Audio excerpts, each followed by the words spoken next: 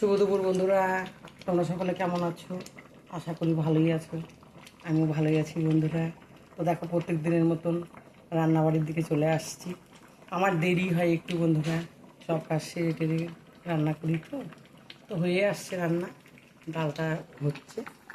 এই দেখো, এখানে ডাল বসিয়েছি বন্ধুরা। শিম, আলু, বেগুন, কোয়াশ, ধনেপাতা সব দিয়ে ডাল বসিয়েছি, যে ডাল হচ্ছে। আর এখানে করলাম বন্ধুরা শুকনো মাছের লাড়াচাড়া। কালকে ফুলকপির তরকারি আছে, থোড়ের ঘন্টও আছে, চাপড় ঘন্ট। আর এখানে করলাম ডিম সিদ্ধ। সিদ্ধ হলে সিদ্ধই, নাহলে পরে একটু মাখা মাখা করে নেবো। ব্যাস, আজকে এই দিয়ে খাওয়া দাওয়া সারবো। ওদিকে সাদা ভাত হয়ে গেছে।